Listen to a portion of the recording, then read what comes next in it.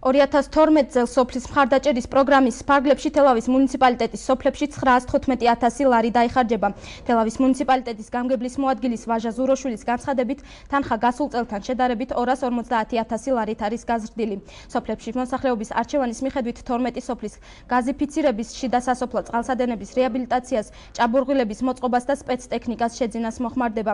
პროგრამის გათვალისწინებული დახმარება სოფლის ერთ სულ მოსახლეზე 12 ლარს შეადგენს. ზუროშვილის თქმით, სოფლების ნაწილში სამუშაოები უკვე დაწყებულია. სოფლის მხარდაჭერის პროგრამა საქართველოს მთავრობით 2009 წლის 20 იანვარს ნომერ 35 განკარგულების საფუძველზე ხორციელდება. პროგრამის მიზანი სოფლების ინფრასტრუქტურის გაუმჯობესებაა.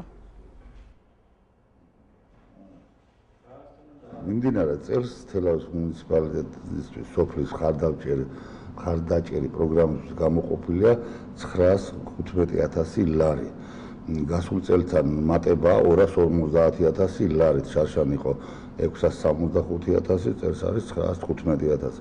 ესეც მნიშვნელოვანია, უფრო მეტი საქმე კეთდება და უფრო მეტი ახალი რაღაც იქნება სოფლისთვის. ძირითადი პრიორიტეტი გამოიკვეთა წელს გაზიფიცირება სოფლებში, მოგახსენეთ და სასმელი წყალი და ტექნიკა.